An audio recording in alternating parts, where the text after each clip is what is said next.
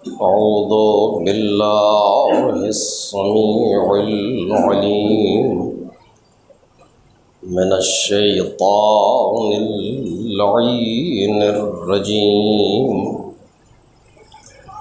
بسم الله الرحمن الرحيم. الحمد لله الذي هو الحق المبين، والصلاة والسلام والتحية والإكرام على العبد المرتضى والنبي المجتبى والرسول المصطفى أبي القاسم محمد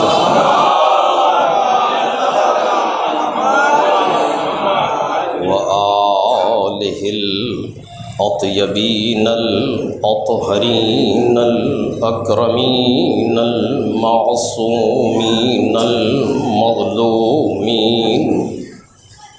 الذين أذهب الله عنهم الرجس وطهرهم تطهيرا.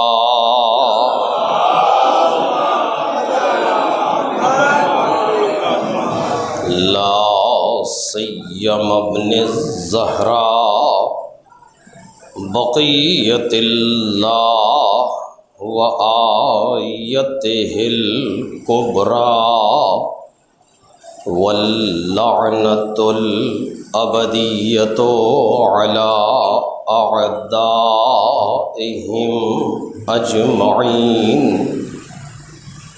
أما بعد فقد قال سيد الشهداء عليه الصلاة والسلام: من كان باطلا فينا مهجته وموطنا على لقاء الله نفسه فليرحل معنا فإني راحل مصبحا إن شاء الله.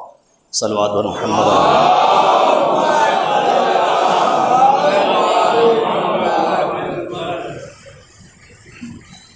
بزرگان محترم اور برادران ارجمند، سرکار سید الشہداء حضرت امام حسین علیہ الصلاۃ والسلام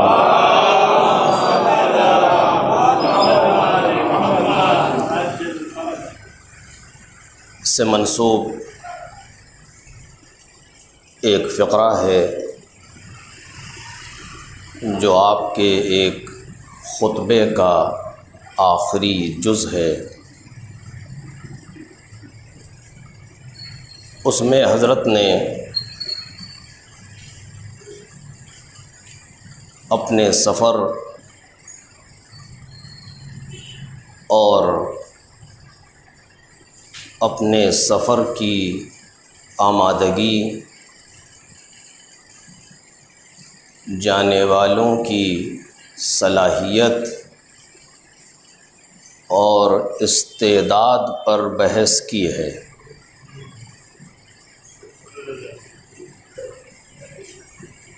اور ظاہر سی بات ہے کہ کربلا کے سلسلے میں خود ان کے علاوہ یا ان جیسوں کے علاوہ کوئی بحث کر بھی نہیں سکتا.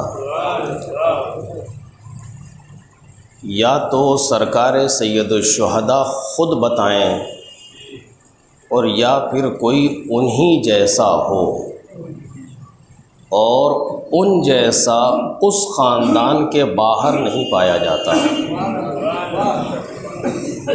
ان جیسے افراد اسی خاندان میں پائے جاتے ہیں۔ وہ خاندان کی بھی تمام فردیں نہیں بلکہ یہی 14 جو ایک دوسرے جیسے ہیں، اور کائنات میں کوئی ایک بھی ان کے جیسا نہیں ہے۔ یہ بالکل ایک کلیہ ہے جس میں کسی طرح کے شک و شبہے کی گنجائش نہیں ہے۔ لہٰذا جب اس لفظ پر گفتگو ہوگی، مجلس ایصال ثواب کی ہے لیکن میں تھوڑا سا اس سے ہٹ کر کے گفتگو کرنا چاہ رہا ہوں چونکہ ایام اذان نزدیک ہے۔ کربلا ایک ایسا عنوان ہے جس کو آج تک پہچانا نہیں گیا۔ سب سے زیادہ جس واقعے کو ہم نے سنا ہے اور پڑھا ہے وہ کربلا ہے، لیکن اس کے باوجود ابھی کربلا کے ابتدائی مراحل سے ہم واقف نہیں ہیں۔ میں اس لفظ پر تو بہرحال گفتگو نہیں کروں گا چونکہ وقت ناکافی ہوگا، لیکن اشارتاً عرض کر رہا ہوں۔ عزیزو، پوری کائنات کے خلاصے کا نام ہے کربلا۔ کربلا کا آغاز آدمیت کے پہلے ہے اور کربلا کی انتہا قیامت تک ہے۔ لہٰذا ایسا عنوان اور ایسا موضوع جو تاریخ کے دامن پر اتنا وسیع ہو، اس پر کوئی مجھ جیسا انسان گفتگو کرے یہ تو ممکن ہی نہیں ہے، ہو ہی نہیں سکتا۔ کربلا کے ظاہر سے ہم واقف نہیں ہیں، چہ برس کربلا کا باطن اور کربلا کے باطن کے اندر باطن، اور یہ ایسا موضوع ہے جس پر میں سچ عرض کر رہا ہوں آپ سے، سوائے معصوم کے کوئی گفتگو کر ہی نہیں سکتا۔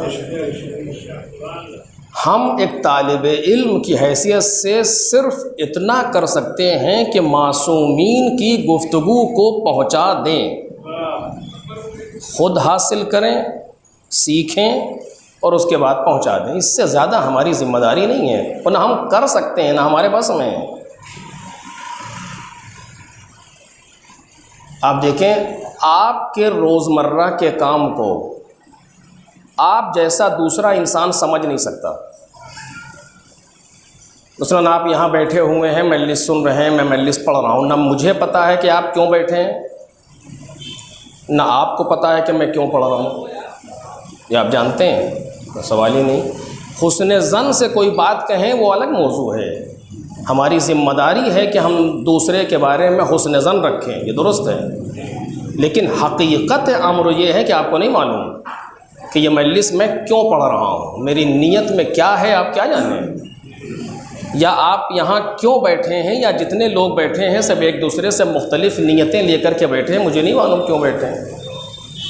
یہ ہمارے اور آپ کے روزمرہ کے کام کی حالت ہے کہ جہاں ہم نہیں سمجھ سکتے۔ آپ کہیں آپ وہاں گئے تھے، آپ اس لیے گئے تھے، کہ آپ کو کیا پتہ ہم کس لیے گئے تھے، آپ کو کیا معلوم کس لیے گئے تھے۔ ہم وہاں اس لیے گئے تھے، مثلاً 180 ڈگری اپوزٹ بیان کر دیا، جو ہم سوچ رہے تھے اس سے کہیں ادھر سے ادھر ہو گئی بات۔ ہوتا ہے یا نہیں ہوتا، ایسا ہوتا ہے۔ جب ہمارے ایک مختصر سے کام کی حالت یہ ہے کہ مجھ جیسا کوئی دوسرا انسان اسے محسوس نہیں کر سکتا جب تک ہم خود نہ بتا دیں، تو معصوم کے کام کو ہم محسوس کر لیں گے؟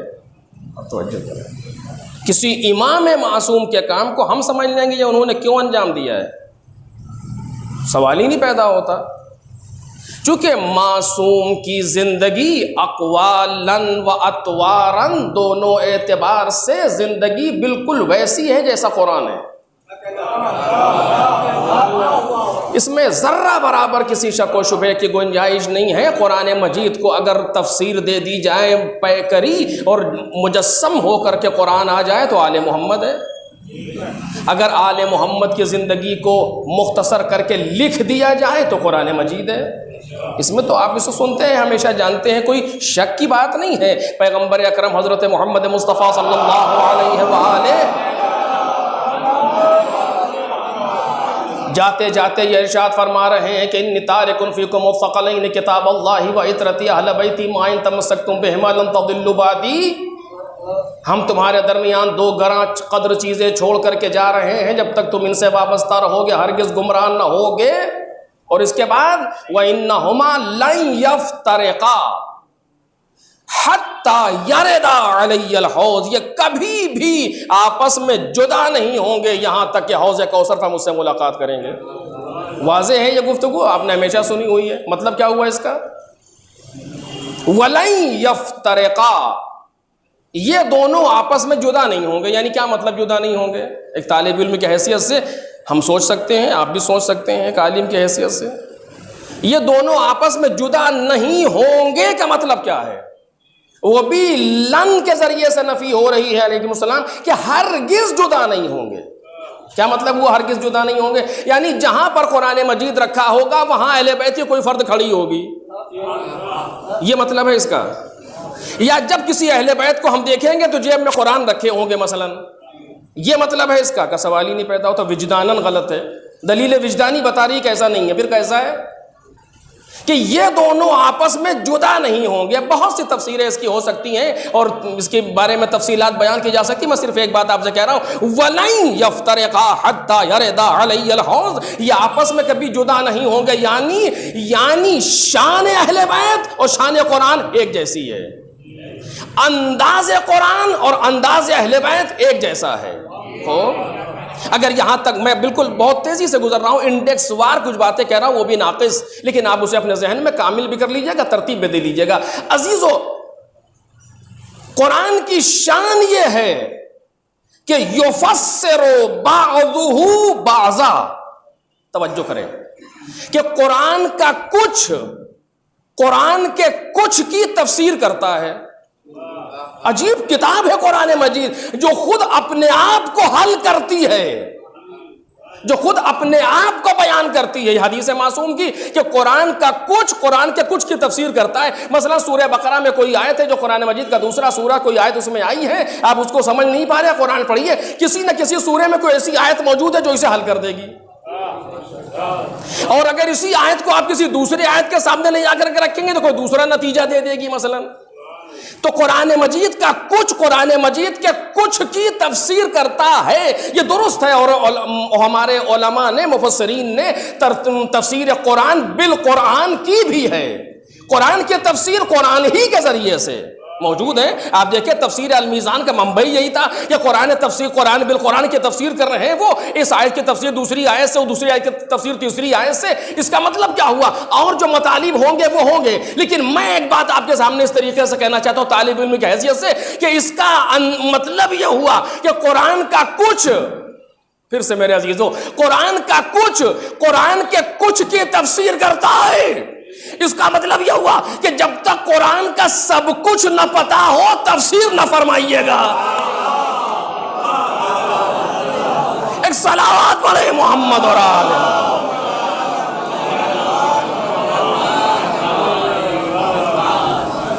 ہے کہ نہیں ہے؟ جب تک قرآن کا سب کچھ نہ پتا ہو تفسیر نہ فرمائیے گا، کیونکہ ممکن ہے کہ جس آیت سے ہم کچھ سمجھ رہے ہیں دوسری آیت سے ملانے سے کچھ اور سمجھ میں آ رہا ہو۔ ممکن نہیں ہے، قرآن کی تفسیر شوخی نہیں ہے۔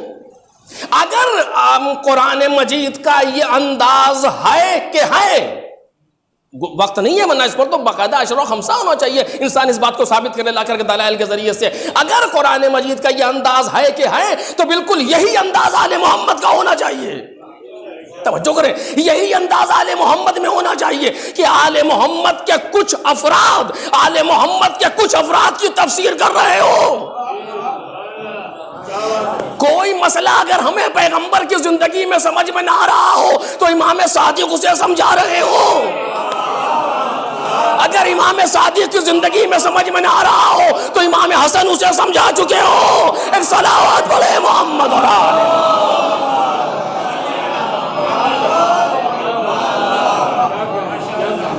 یہی کیفیت آل محمد کی احادیث کی ہے کہ جہاں یفسر بعضہ بعضا، یفصل بعضہ بعضا، کہ جہاں بعض کی تفصیل دیتا ہے، بعض کی تفسیر کرتا ہے، تو جب تک سب کچھ نہ پتا ہو ہم حدیث کو نہیں سمجھ سکتے۔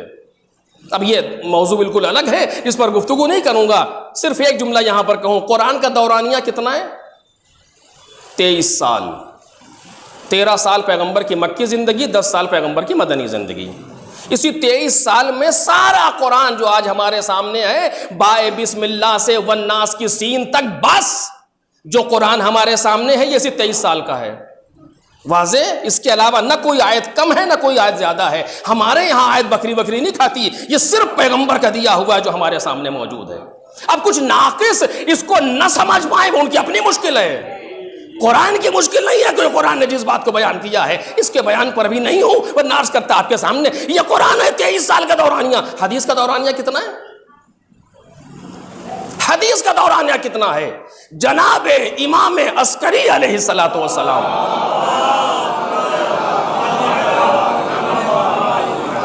کی حیات ظاہری تک حدیث کا زمانہ ہے۔ آپ کی شہادت کب ہوئی؟ 260 ہجری۔ اگر پیغمبر کی زندگی کو ملا لیں ہجرت سے تو 260 سال، اور اگر پیغمبر کی زندگی کو مائنس کریں اور اس کے بعد تفصیلی زندگی کو دیکھیں جو پیغمبر کی ہی تفصیل ہے تو 250 سال۔ 250 سال ہے حدیث کا دورانیہ، 23 سال تھا قرآن کا دورانیہ۔ وہاں بھی یہی کیفیت تھی کہ یفسر بعضہ بعضا، یہاں بھی وہی کیفیت ہے یفسر بعضہ بعضا۔ تو جب تک اس 250 سال پر نظر نہ ہو، توجہ کریں، جب تک اس 250 سال پر مکمل نظر نہ ہو تب تک حدیث کو سمجھا نہیں جا سکتا۔ چونکہ ایک حدیث کو لے کے جو ہم اڑ گئے اس کے سلسلے میں دیگر ائمہ نے کیا بیان کیا تھا، جب تک مکمل زندگی پر نظر نہ ہو اس وقت تک نہ آیت کو سمجھا جا سکتا ہے نہ حدیث کو سمجھا جا سکتا ہے۔ ایک صلوات پڑھ دے محمد اور آل۔ اور اب یہاں تک بات آئی ہے تو میں صرف ایک جملہ کہہ کر کہ اس چیپٹر کو کلوز کروں آپ کے سامنے۔ عزیزو، ایک زمانہ تھا جب حوزے میں اجازہ نقل حدیث دیا جاتا تھا۔ کیا مطلب ہوا اس کا؟ حدیث کو بیان کرنے کی اجازت۔ جیسے آج آپ خمس کے مصرف کی اجازت لیتے ہیں کہ صحیح امام کو یہاں مصرف کر سکتے ہیں کہ نہیں، کا اجازت چاہیے، چونکہ امام کا حق ہے، ان کی غیبت میں نائبین بتائیں گے کہ یہاں آپ کر سکتے ہیں کہ نہیں، اجازت چاہیے کسی کا۔ اسی طریقے سے حدیث کو نقل کرنے کے لیے اجازت چاہیے کہ انسان میں اتنی سوجھ بوجھ ہے کہ نہیں کہ وہ حدیث کو سمجھ لے۔ شوخی نہیں ہے یہ، انسان میں اتنا فہم ہے کہ کلام معصوم کو سمجھ لے۔ ہم ایک دوسرے کے کلام تو ڈھنگ سے سمجھ نہیں پاتے، ایک دوسرے کے بیان تو ڈھنگ سے سمجھ نہیں پاتے، ان امیر بیان کا بیان کیا سمجھیں گے؟ ایک صلوات پڑھے محمد اور آل۔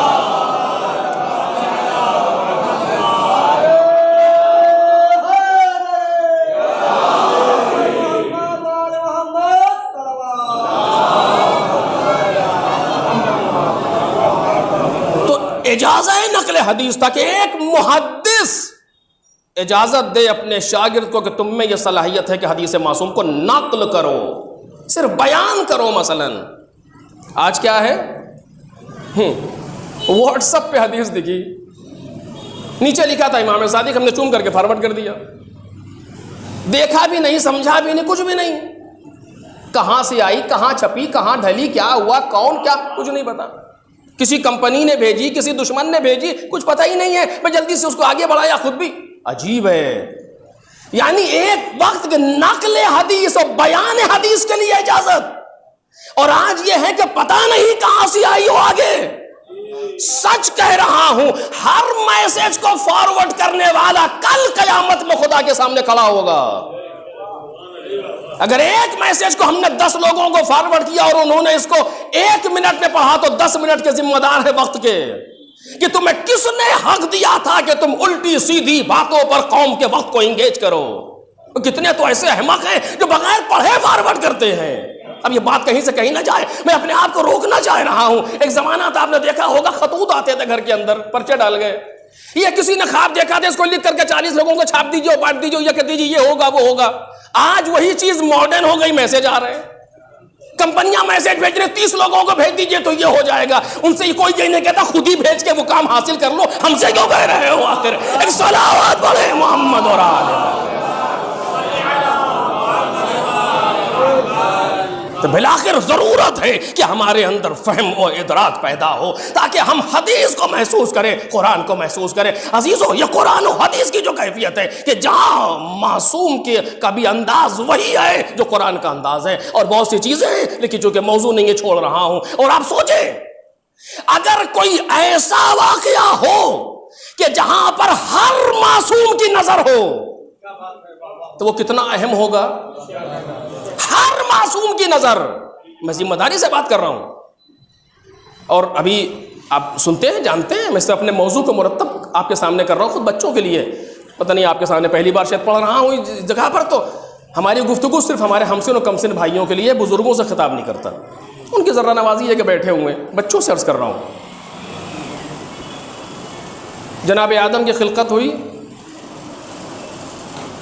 صحب ہوا, توبہ کی. آدم ان ناموں سے توبہ کرو.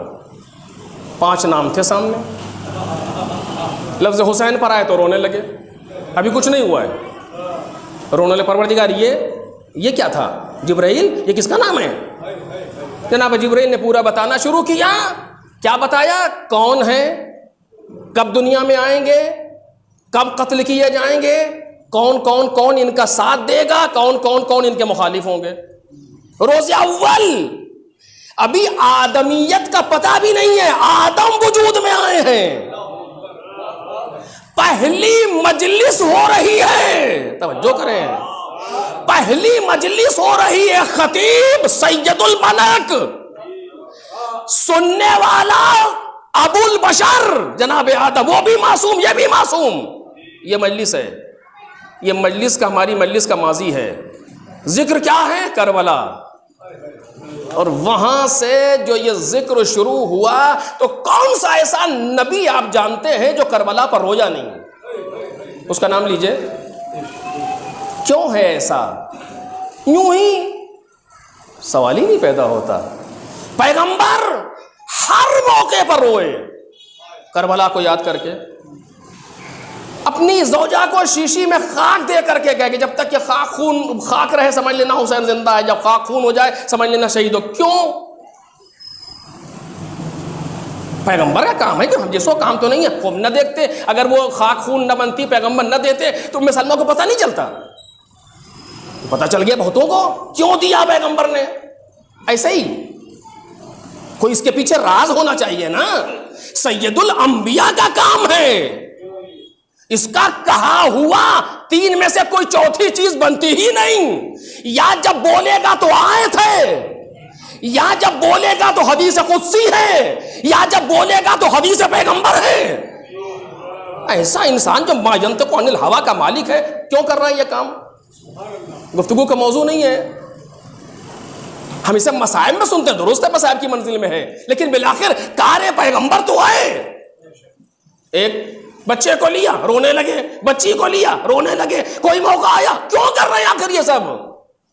ابھی تو حسین ابن علی شہید بھی نہیں ہوئے, کر رہے. مولا کائنات ہر مرحلے پر جو ممکن مرحلہ تھا, اس سے فین سے واپسی ہو, وہ یہاں ہو, کہیں پر بھی ہو, وہ اب کام انجام دے رہے ہیں, گریہ کر رہے ہیں. امام حسن خود دنیا سے جا رہے ہیں، رو رہے ہیں حسین پر علیہ الصلوۃ والسلام. کیوں؟ امام و امام تو سب برابر ہیں یہاں سے وہاں تک نا. کیوں؟ بھوکے ہیں، ابھی تو بھوکے بھی نہیں، ابھی تو پیاسے بھی نہیں ہیں. یہ ساری چیزیں گفتگو چاہتی ہیں. صرف میں اہمیت اور دو چار لفظ کہنا چاہ رہا ہوں چونکہ ایام ازاں نزدیک ہے.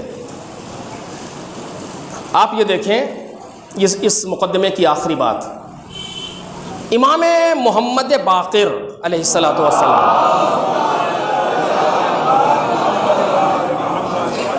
صحیح تلفظ ہے باقر بروزن فاعل جیسے صادق و کاظم. عمر کتنی ہے کربلا میں؟ 3.5 سال. سن 57 ہجری رجب 57 کے پیدا ہیں، 61 محرم 61 کی کربلا ہے. 3.5 سال. 6 مہینے مدینے سے کربلا تک کے ہیں. 3 سال 3 سال کے ہیں جب مدینے سے جا رہے ہیں. مدینے واپس صرف یہی بچہ پہنچا ہے. ان کو واپس آنا تھا، شہید بھی نہیں ہونا تھا. یا رسول یا امام حسین سے کہیں مولا چھوڑ جائیے، 3 سال کا بچہ کیوں لے جا رہے ہیں؟ آپ کو تو پتا ہے کیا کیا ہونے والا ہے، چھوڑ دیجئے یہیں. واپس تو آپ آئیں گے، ان کے تو حضور و غیب میں کوئی فرق بھی نہیں ہے. ساتھ جائے گا یہ بچہ. عجب، 3 سال کے امام باقر مدینہ سے چلے ہیں، ساری چیزیں کربلا تک آئے. ایک بچی کربلا میں موجود ہے جو بعد میں آئی، کربلا کے بعد تک رہی. ایک بچوں میں ایک بچی میں. امام باقر کی شہادت 114 ہجری، اس امام حسین کی بیٹی کی شہادت 116 ہجری. کربلا کے 50 سال بعد تک نصف صدی آنکھوں دیکھا حال معصوم راوی. دیکھ رہے ہیں آپ کربلا میں کتنے امام موجود ہیں؟ 3 امام. کون سا حادثہ آپ کے سامنے ایسا ہے، کون سا واقعہ جہاں اتنے پہرے لگائے جا رہے ہوں؟ سرکار سید الشہداء کی بہن ہمشیرہ جناب زینب سلام اللہ علیہ، کوئی معمولی مسئلہ ہے جناب زینب؟ کربلا میں موجود ہے. جسے کربلا کے لیے ہی پیدا کیا گیا ہے. 3 امام کے سامنے، نظروں کے سامنے کربلا ہو رہی ہے. یہ کوئی معمولی بات نہیں ہے، یوں ہی نہیں ہے.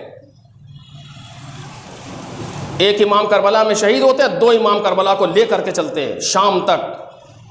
سن 95 ہجری تک 35 سال تک 2 امام کربلا کو لے کر کے آئے تذکرہ کرتے ہوئے.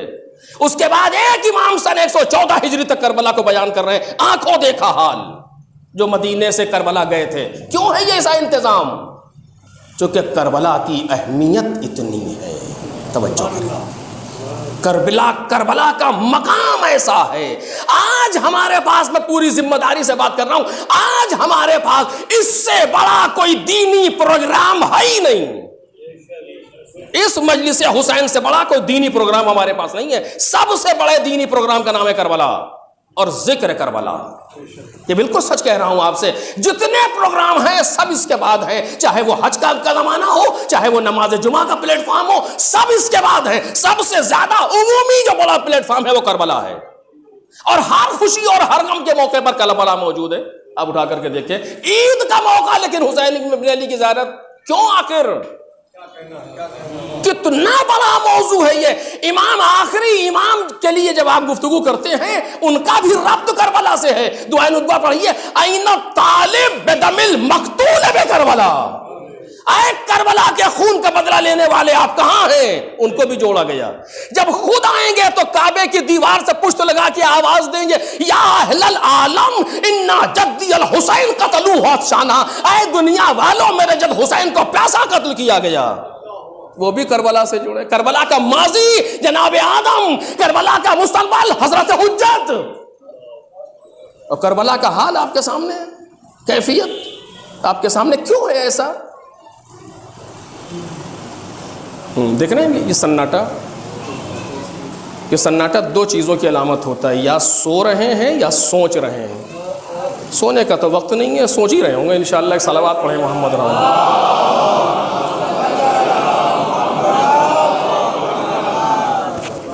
بس عزیزو، میں اپنے آخری مرحلے پر آ رہا ہوں، صرف ایک مقدمہ تھا. میں چاہ رہا تھا بچے اس اعتبار سے سوچیں، محرم میں آنے والی مجالس ہوں گی، اس کے گوشہائے تفصیلی کو وہاں آپ سنیں گے، بیان ہوتے رہتے ہیں. میں صرف بچوں کے ذہن میں ایک بات ڈالنا چاہ رہا تھا تاکہ بات محسوس ہو جائے. کیوں ہے ایسا؟ ہمارے پاس کربلا کے علاوہ کوئی دوسرا واقعہ ایسا نہیں ہے جتنا میں نے دیکھا ہے. اگر آپ دیکھیں گے تو بتا دیں گے، میں پڑھنا چھوڑ دوں گا. کوئی ایسا واقعہ نہیں ہے جس پر اتنا اہتمام کیا گیا ہو سوائے کربلا کے. سوائے کربلا کے اتنا اہتمام جہاں کیا جا رہا ہو وہ کوئی دوسرا ایسا واقعہ نہیں ہے. اب آپ سوچیں کہ کربلا میں جانے والوں کی کیفیت کیا ہوگی. جو کریں بس میں آخری منزل پر، کربلا میں آنے والوں کی کیفیت کیا ہوگی. جو کربلا میں جا رہے ہیں یہ کون سے لوگ ہوں گے؟ ان کے اندر کون سے صفات ہونے چاہیے؟ چونکہ کربلا، بس ایک جملہ عرض کر رہا ہوں، اگر آپ پہلے نظر ہیں، کربلا جو کل چاہتی تھی وہی آج بھی چاہتی ہے. ایک صلوات پڑھیں محمد اور آل محمد.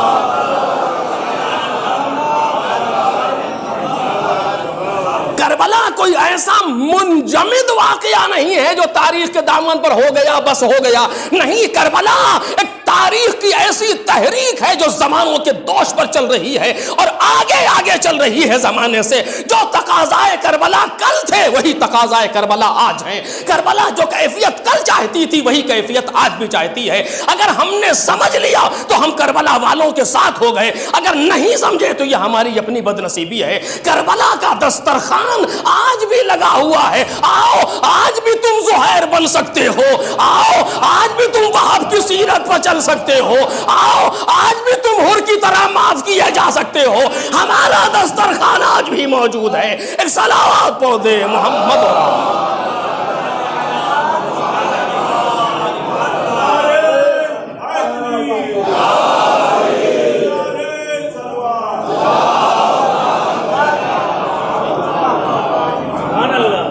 کبھی اگر وقت ہوگا تو میں اس کی تفصیل آپ کے سامنے گزارش کروں گا. آج صرف اتنا ہی آپ کے سامنے عرض کر رہا ہوں. کربلا تاریخ کا کوئی منجمد واقعہ نہیں ہے. کربلا تاریخ کے دوش پر ابھی بھی چل رہا ہے.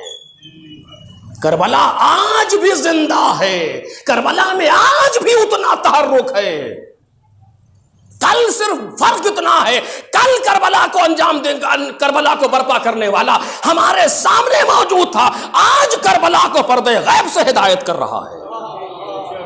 آپ یہ نہ سمجھیے گا کہ مجلسوں میں اگر جا رہے ہیں تو خود جا رہے ہیں. نہیں، کوئی ہے جو بلا رہا ہے، کوئی ہے جو بلا رہا ہے. کربلا ہماری کسی چیز کی محتاج نہیں ہے. تو بس میں یہ ایک بات کہوں اور اس حدیث کا صرف ترجمہ کر دوں جس کو میں نے بیان کیا، باقی تفصیل انشاءاللہ پھر کبھی. کربلا ہماری کسی چیز کی محتاج نہیں ہے.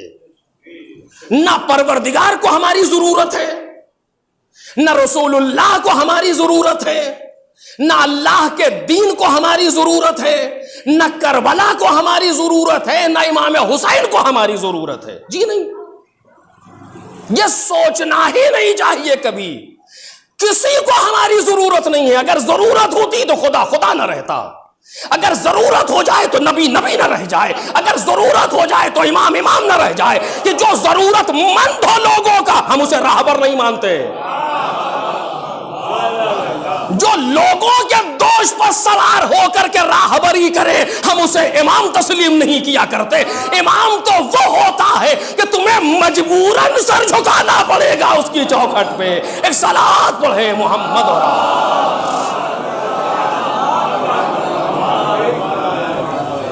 اور میں صرف ایک بات یہاں پہ کہہ رہا ہوں، تھوڑی سی جسارت کر رہا ہوں، جرات کر رہا ہوں آپ کے سامنے، لیکن آپ اس اعتبار سے سوچئے گا ذرا.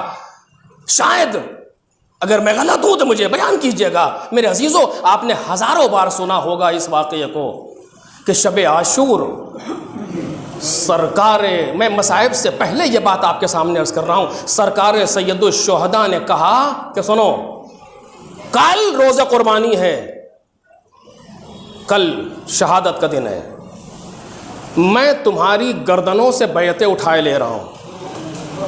قد اذنت لکم، ہم تمہیں اذن دے رہے ہیں، تمہیں اجازت دے رہے ہیں، بیعت اٹھا رہے ہیں، جس کا جہاں دل چاہے چلا جائے. اس رات کی تاریکی کو اپنی سواری بناؤ اور چلے جاؤ. کیا کر رہے تھے حسین ابن علی؟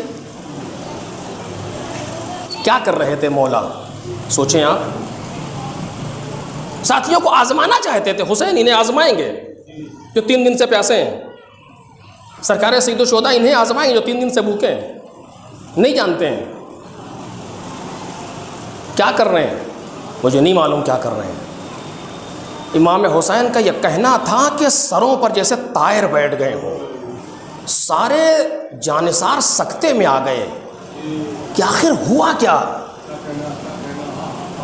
کوئی سوء ادب ہو گیا, کوئی ہم سے گستاخی ہو گئی. آقا یہ کیوں کہہ رہے ہیں آخر؟ لیکن روب امامت اور روب حسینی کی کیفیت یہ ہے کہ کوئی زور سے سانس بھی نہیں لے پا رہا. تو سرکار سید الشہداء کہہ کر کے خاموش ہیں. سب سکتے میں بیٹھے ہوئے ہیں. سکوت کس نے توڑا؟ سرکار وفا ابو الفضل العباس. چاہوں تو اسی جگہ سے مصائب آغاز کروں, لیکن نہیں, روکنا چاہتا ہوں. کیا کہا جناب عباس نے؟ کیا کہا؟ وہ جملہ قیمتی ہے جو جناب عباس سلام اللہ علیہ کہہ رہے ہیں. عباس کوئی معمولی شخصیت نہیں ہے. کبھی وقت ہو انسان جناب عباس سلام اللہ علیہ پر گفتگو کرے کہ ابو الفضل العباس ہیں کون, ہم کیا جانے کہ ابو الفضل العباس. بس ایک جملہ, صرف ایک جملہ کہہ رہا ہوں سرکار وفا کے لیے. میرے عزیزو, عباس جیسے کو سمجھنے کے لیے معصوم ہونا شرط ہے. غیر معصوم ابو الفضل العباس, جناب زینب, جناب علی اکبر ایسی شخصیتوں کو سمجھ ہی نہیں سکتا. ایک صلوات پڑھیں محمد اور آل.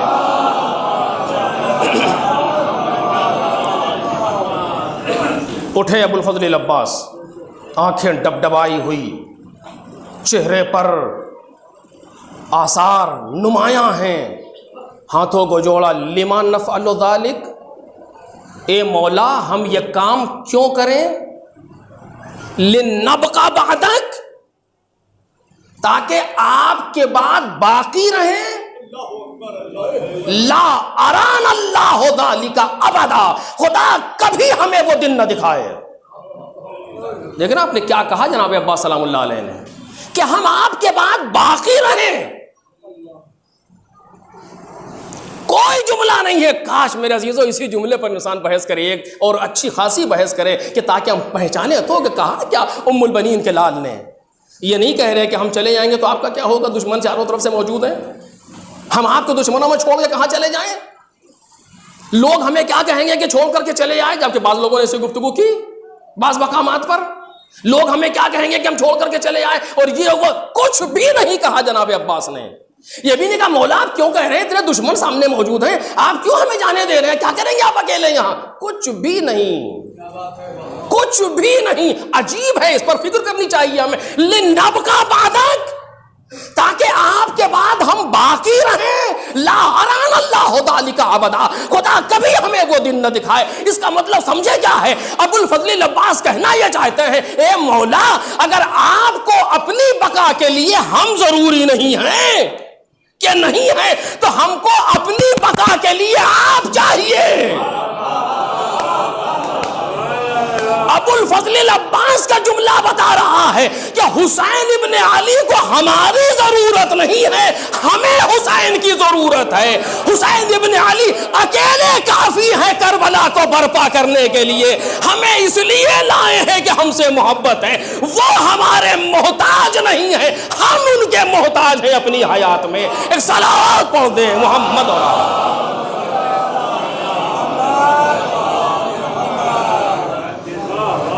سرکار وفا کا یہ جملہ بتا رہا, لنبقى بعدک, تاکہ آپ کے بعد ہم باقی رہیں.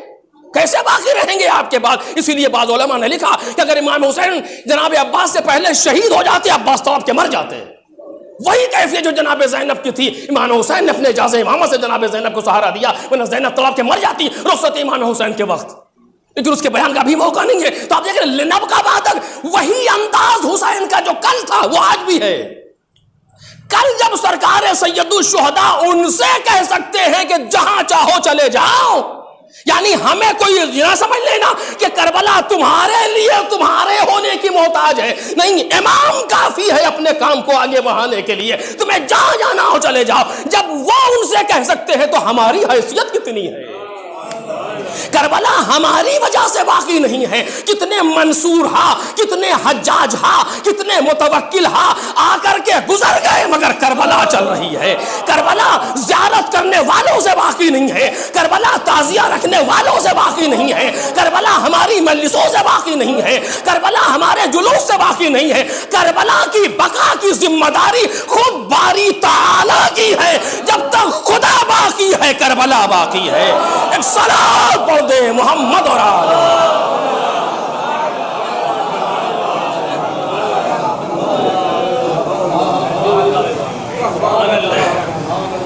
ایک اور پڑھ دے محمد اور آل۔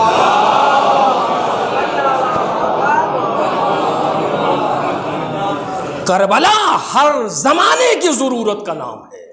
بس میرے عزیزوں میں تمام کر رہا ہوں گفتگو کو، اس سے زیادہ اب دامن وقت میں گنجائش نہیں ہے، بات ختم ہو رہی ہے۔ کربلا ہر زمانے کی ضرورت کا نام ہے، ہمیں محسوس کرنا چاہیے۔ میں پھر کہہ رہا ہوں، ہم ابھی کربلا کے ظاہر کو نہیں سمجھ سکتے، کربلا کا باطن تو کیا ہے؟ کیوں کہہ رہا ہوں باطن؟ صرف دلیل دے دوں ایک جملے میں، وہ بھی آپ کا سنا ہوا لیکن ہمارے موضوع کے اعتبار سے۔ کربلا میں آپ نے کیا دیکھا؟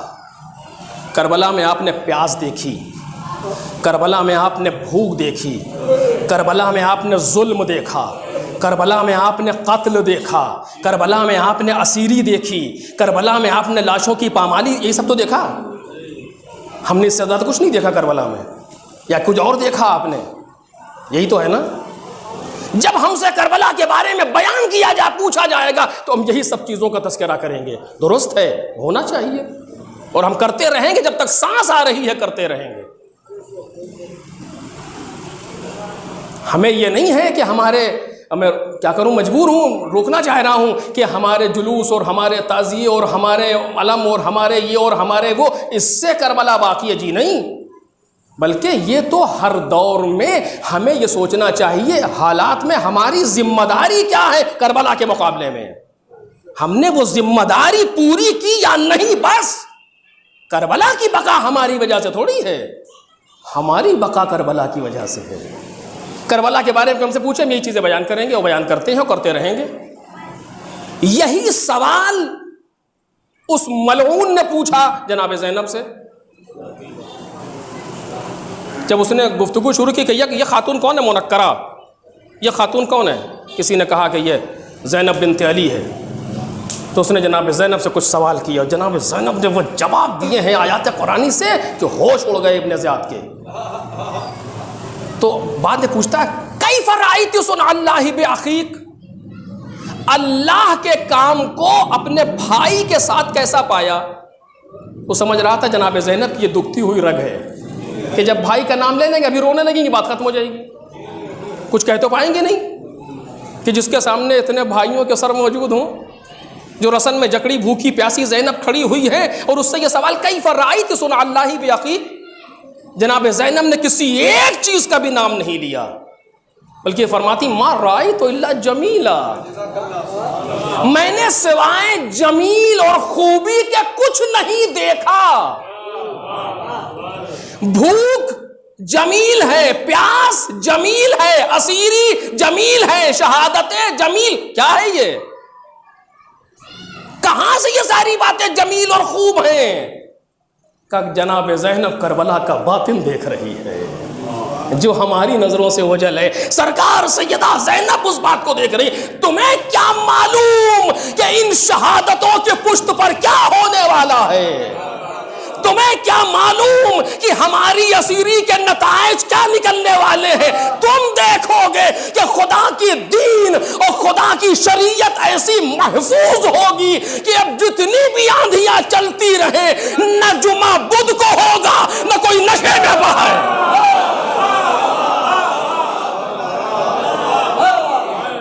ایک صلوات پڑھے بآواز بلند پر محمد اور آل۔ یہ باطن ہے کربلا کا۔ ہم ادھر متوجہ، مجھ جیسے افراد بنا بزرگ تو مجھ سے بہتر جانتے ہیں، توجہ ہونی چاہیے. بس میں ختم کر رہا ہوں. اب ایسے کربلا میں آنے والوں کے صفات کیا ہوں گے؟ کون لوگ آئیں گے کربلا؟ میں نے کہا کربلا جو کل چاہتی تھی وہی آج چاہتی ہے. آج آپ یہ نہ سمجھیے گا کربلا میں شہادت سے کم مرتبہ ہے اس وقت ہمارا اور آپ کا، اگر ہم اس مقصد کو پورا کر رہے ہوں جو کربلا چاہتی ہے. کیوں کہہ رہا ہوں؟ آپ کہتے یا لیتنی کنت معکم فافوز معکم، کاش ہم آپ کے ساتھ ہوتے تو آپ جیسے کامیاب ہوتے. یعنی دروازہ کامیابی کا بھی کھلا ہوا ہے، ابھی کھلا ہوا ہے. صفات ہم میں پیدا ہونے چاہیے. بس مجھے بس ختم کر رہا ہوں، صرف اس کا ترجمہ کروں گا. اور مجلس تمام سرکار سید الشہداء نے ایک جملہ مدینے سے نکلتے وقت کہا، ایک جملہ مکے سے نکلتے وقت کا، اور بہت سی چیزیں ہیں. میں 2 جملے امام کے نقل کر رہا ہوں بس. مدینے کا جملہ امام صادق علیہ الصلوۃ والسلام نے نقل کیا. جب ان سے ایک سوال کیا گیا تو امام نے کہا میں تم سے ایک بات کہہ رہا ہوں، اس کو سن لو اور یہ سوال اس کے بعد پھر کبھی نہ کرنا. اب وہ کیا تھا وہ انشاءاللہ کبھی اور.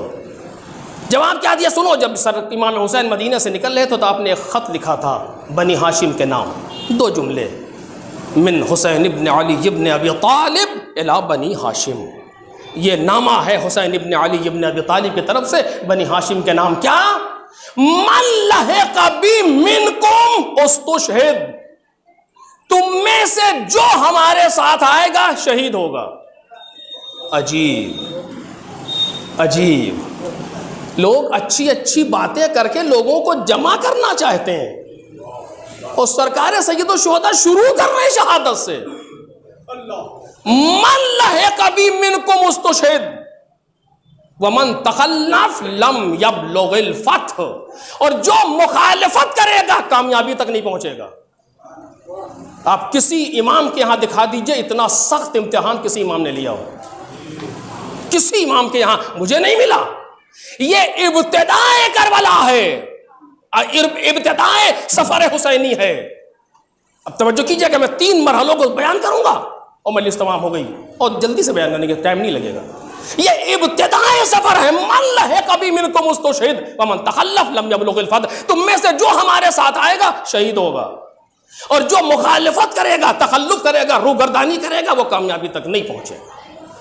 وہ لوگ الگ ہیں جن کو حسین ابن علی نے خود بھیجا ہے، جیسے جناب مسلم سلام اللہ علیہ، یا وہ لوگ الگ ہیں جو زندانوں میں پڑے ہوئے ہیں، جیسے میثم تمار، جناب مختار جیسے افراد. مکے سے نکلتے وقت پھر ایک خطبہ دیا.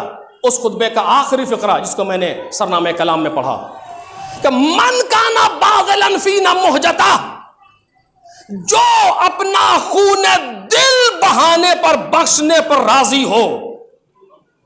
من کانا باذلا فینا مہجتا، جو ہماری راہ میں اپنا خون دل بہا سکتا ہو، دے سکتا ہو، ایک بذل کر سکتا ہو، بخشش دے دینا، عطا کرنا. وَمُوَطَّنًا عَلَىٰ لِقَاءِ اللَّهِ نَفْسَهُ، اور جس نے اپنے نفس کو، اپنے آپ کو اللہ سے ملاقات کے لیے آمادہ کر لیا ہو. عجیب ہے. 2 چیزیں. پہلی چیز من کانا باذلا فینا مہجتا، جو اب مہجا یعنی خون صاف اور رقیق اور قیمتی خون، جس کو دل کا خون کہا گیا، بالکل ابھی پاک ہوا جو دل سے نکل رہا ہے، اس خون کو مہجا کہا گیا عربی میں، کہ جو اپنے خون کو ہماری راہ میں بہا سکتا ہو، فدا کر سکتا ہو، ایثار کر سکتا ہو. پہلی شرط. اور دوسری شرط وہ موطن علی لقاء اللہ نفسا، اور اللہ سے ملاقات کے لیے اپنے آپ کو آمادہ کر چکا ہو. 2 شرطیں لگا رہے ہیں حسین ابن علی. فَلْيَرْحَلْ مَعَنَا، وہ ہمارے ساتھ چلے. بھیڑ لے کے نہیں جانا حسین کو، مجمع لے کے نہیں جانا حسین کو، کوانٹیٹی لے کر کے نہیں آنا حسین کو، کیفیت اور کوالٹی لانا ہے حسین ابن علی کو. کربلا کیا چاہتی ہے کہ اپنا خون دل بہانے پر راضی ہو، اللہ سے ملاقات کے لیے آمادہ ہو. تب زبان پر کربلا جانے کا تصور پیدا کرو. ایک صلوات پڑھ دے محمد.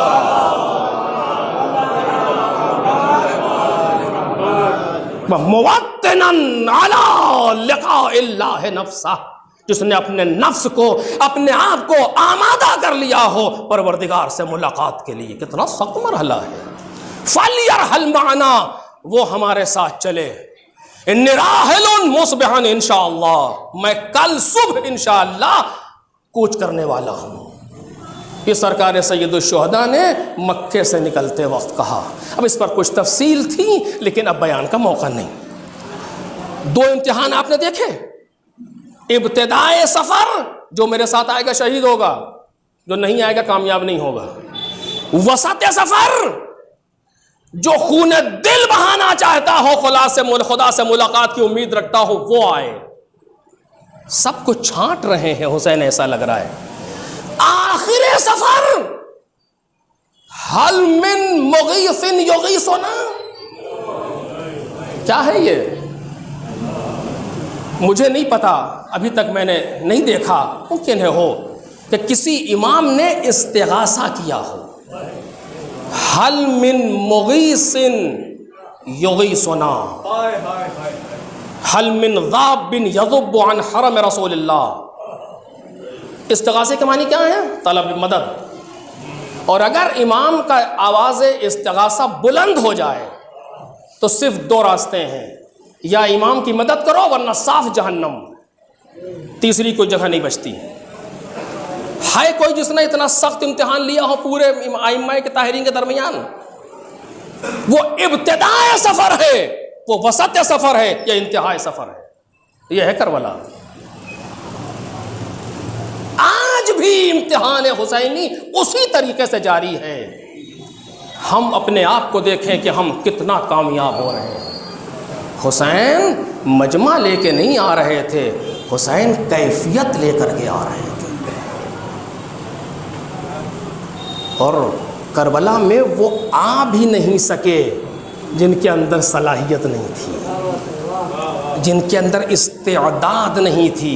بس اب یہاں تک بات آ گئی تو میں اسی جگہ پر بات کو ختم کر رہا ہوں۔ یہ زمانہ وہ ہے کہ جب حسین ابن علی مکہ چھوڑ چکے ہیں۔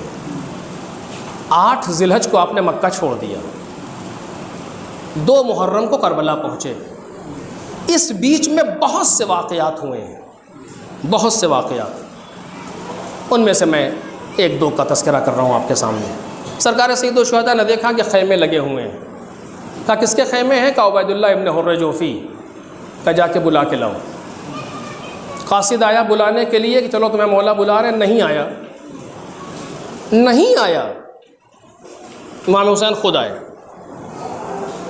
اس کو بلانے کے لیے، خود آئے ہیں۔ تاریخ کہہ رہی ہے، میرے خطابت نہیں کر رہا ہوں آپ کے سامنے، خود آئے بلانے کے لیے۔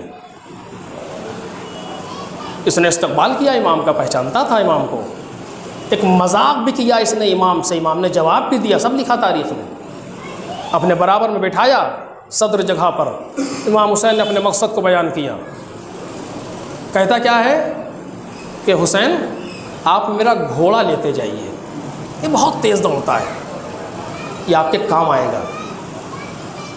کتنا گر جاتا ہے انسان، کتنا پست ہو جاتا ہے انسان۔ حسین ابن علی آ رہے تھے تجھے کامیاب کرنے کے لیے، تو گھوڑا دے رہا ہے۔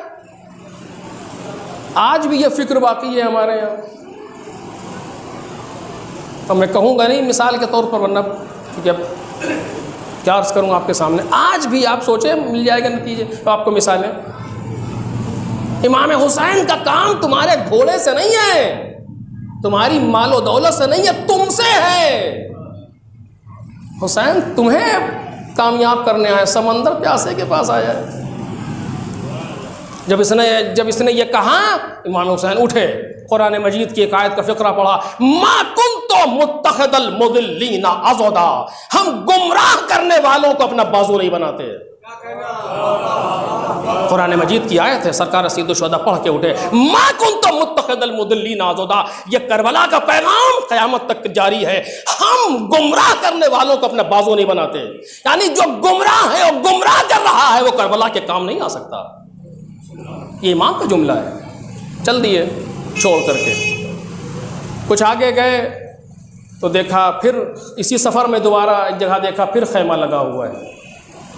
امام حسین نے کہا کس کے خیمے کا؟ زہیر ابن قین کا، جاؤ بلا کے لاؤ۔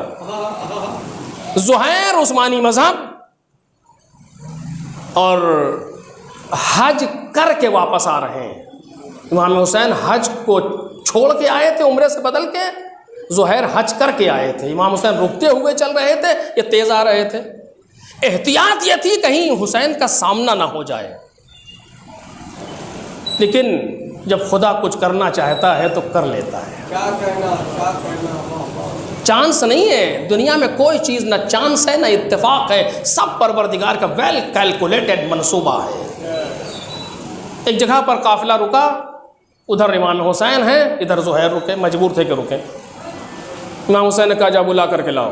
زہیر کے ساتھ قافلے والے کئی لوگ ہیں قافلے میں۔ اچھا آپ جانتے ہو زمانے میں لوگ اکیلے نہیں چلتے تھے، سب دسترخوان بچھا ہے، کھانا لگا ہے، سب کھانا کھا رہے ہیں۔ دق الباب ہوا، زہیر، آواز آئی، زہیر کون؟ کہا میں حسین ابن علی کا قاصد، تمہیں مولا نے بلایا ہے۔ سنیں گے آپ تاریخ میں جو لکھا ہے، جس کے ہاتھ میں لقمہ تھا اس نے منہ میں نہیں رکھا، دسترخوان پر رکھ دیا، تو سب سر جھکا کے بیٹھ گئے، زہیر کو دیکھ رہے ہیں، اور زہیر سر جھکائے بیٹھے ہیں۔ تو زوجہ نے پوچھا زہیر خیریت کیا ہوا؟ کہا جس سے ڈر تھا وہی ہوا۔ کہا کیا؟ کہا یہ جس طرف حسین جا رہے ہیں سوائے موت کے کچھ نہیں ہے، اور میں اس جنگ میں بے طرف رہنا چاہ رہا تھا، لیکن اب حسین بلا رہے ہیں، سمجھ میں نہیں آ رہا کیا کروں۔ تو زوجہ کہتی زہیر تم پرواہ آئے ہو، نبی کا نواسہ بلا رہا ہے اور تم جانے میں سوچ رہے ہو، ارے جاؤ تو دیکھو حسین کہتے کیا ہیں۔ تاریخ کی یہ وہ خواتین ہیں جن کا احسان ہے اپنے شوہروں پر۔ زوجہ نے جوش دلایا تو زہیر اٹھے، سر جھکائے ہوئے، چہرے پر اضطراب، بے چینی، الجھن، پریشانی، کیا کروں کیا نہ کروں۔ قاصد حسین کے پیچھے پیچھے چلے۔ امام حسین نے دور سے آتے ہوئے دیکھا، مسکرائے، زہیر کا استقبال کیا۔ یہ بڑا مہمان نواز گھرانہ ہے، یہ اپنے در سے دشمن کو خالی نہیں جانے دیتا۔ کیا بتاؤں آپ سے کہ کیا کیسے کہوں۔ آئے، سلام جواب سلام، زہیر کا ہاتھ پکڑا، بغل میں دبایا، یہاں تک لکھا ہے تاریخ نے، بغل میں لیا امام حسین نے اور لے کر کے کچھ دور چلے۔ اب دونوں کے ساتھ اکیلے کے، اور کوئی نہیں ہے، صرف امام حسین اور زہیر۔ ایک جگہ پر پہنچے، ابھی تک زہیر اسی کیفیت میں ہیں، اور امام حسین کہتے ہیں زہیر میں تمہیں ایک واقعہ یاد دلاتا ہوں۔ کہا بتائیے۔ کہا تم بابا کے ساتھ ایک جنگ پر تھے اور وہاں سے واپس آئے تھے تو ایک جگہ پر مال غنیمت تقسیم کیا گیا تھا، تمہیں یاد ہے؟ کہا مولا یاد ہے۔ کہا اس جگہ پر تم کو تمہارا حصہ دیا گیا تھا؟ کہا جی۔ اس وقت تم سے سلمان یا سلیمان دو لفظیں لکھی ہیں، کیا کہا تھا تم سے؟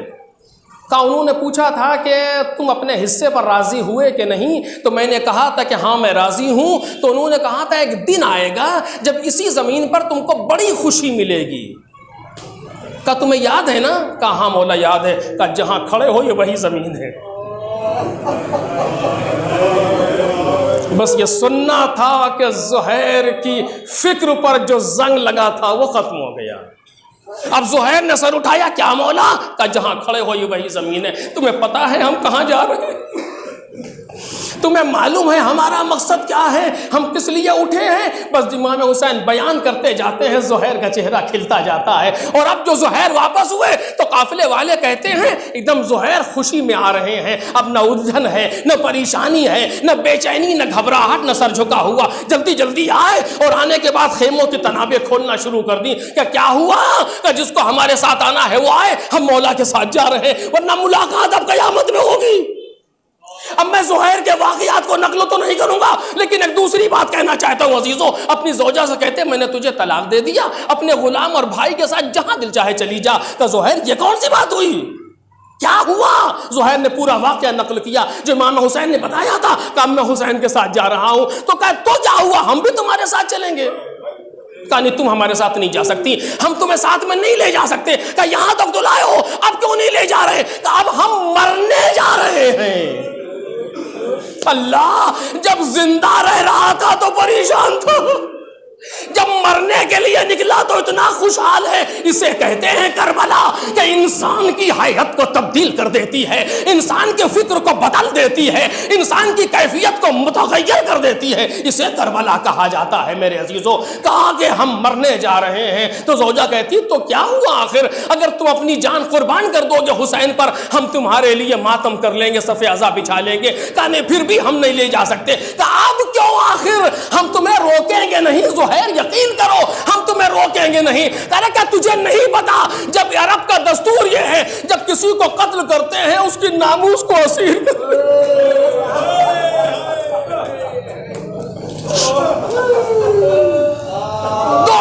میرے عزیز و مشکل سے اس کی ناموس کو اسیر کر لیتے ہیں۔ میں قتل ہونا تو برداشت کر سکتا ہوں لیکن مجھے یہ گوارا نہیں ہے کہ تو ان دشمنوں کی اسیر بن جائے۔ اتنا سننا تھا کہ زہیر کی زوجہ نے کہا زہیر حسین کے ساتھ بھی تو خواتین ہیں، چونکہ وہ محملوں کو دیکھ رہی تھی کہ ان کے ساتھ بھی تو خواتین ہیں۔ بس سنا تو تیریوں پر بل پڑ گئے۔ کیا کہا؟ اپنے آپ کو ان سے ملا رہی ہے۔ ارے وہ تو نبی زادیاں ہیں، وہ تو علی و فاطمہ کی بہو بیٹیاں ہیں، کس کی مجال جو ان کی طرف نظر بھر کے دیکھ سکے۔ اے زہیر کاش تمہیں پتا ہوتا۔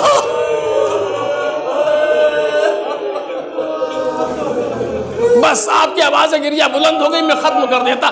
ایک بات اور سن لو عزیزو، پتہ نہیں کون سی کس کی مجلس آخری ہو۔ زہیر کی زوجہ واپس کوفے آ گئی، زہیر کربلا میں آ کر کے شہید ہو گئے۔ 12 محرم کو یہ قافلہ کوفے پہنچا۔ ایک منادی نے ندا دی کہ ایک شخص نے یزید کے خلاف خروج کیا تھا، ہم نے ان کے مردوں کو قتل کر دیا اور ان کی عورتوں کو اسیر کر کے لا رہے ہیں، تماشا دیکھنے آؤ۔ کوفہ اومنڈنے لگا کہ کون آ رہے ہیں۔ جب یہ اعلان زہیر کی زوجہ نے سنا کہ یزید کے خلاف خروج، سوچا کہیں یہ وہی قافلہ تو نہیں ہے، کہاں مارے گئے یہ لوگ کربلا کے میدان میں، کہیں یہ وہی قافلہ تو نہیں ہے۔ جلدی جلدی کوٹھے پر چڑھی، چڑھ کے دیکھنا شروع کیا، کیا دیکھا نوکے نیزہ پر زہیر کا سر آ رہا ہے۔ سہاگ اجڑا تھا، روئی خوب روئی، پروردگار تیرا شکریہ تو نے زہیر کو قبول کر لیا، قافلہ گزر گیا۔ اپنے غلام کو بلایا، کہا غلام میرا ایک کام کر دے اور اس کی جزا میں تجھے آزاد کر دوں گی، کبھی بھی بتاؤ کہ یہ کفن لے لے کربلا چلا جا، زہیر وہ کفن دے کے دفن کر دینا۔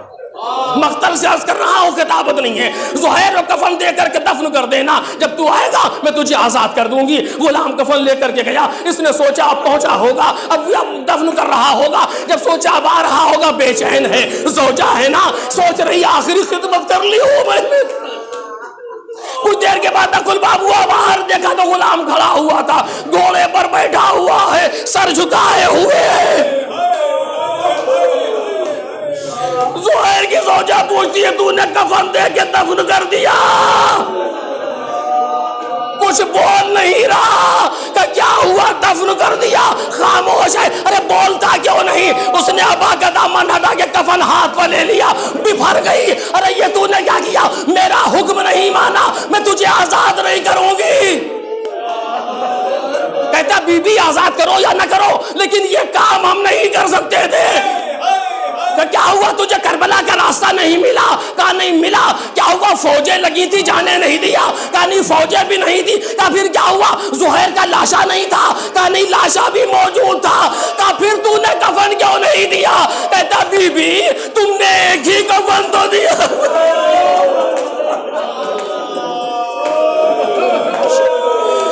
اے بی بی تم نے ایک ہی کفن تو دیا تھا، کربلا کی زمین پر جا بجا لاشیں پڑے تھے۔ ارے مجھے شرم آئی، جہاں اولاد نبی بے گور و کفن ہو میں کیسے زہیر کو کفن دیتا؟ لاشیں حسین مجھ سے پہچانی نہ گئی، ارے سر پیٹ لیا، آل محمد بھگیا۔ سَيَعْلَمُ الَّذِينَ ظَلَمُوا أَيَّ مُنقَلَبٍ يَنقَلِبُونَ أَلَا لَعْنَةُ اللَّهِ عَلَى الْقَوْمِ الظَّالِمِينَ إِنَّا لِلَّهِ وَإِنَّا إِلَيْهِ رَاجِعُونَ۔ الہی رضم بقضائک وتسلیما لامرک لا معبود سواک یا غیاث المستغیثین یا راحم المساکین یا ملجأ العاصین یا ارحم الراحمین.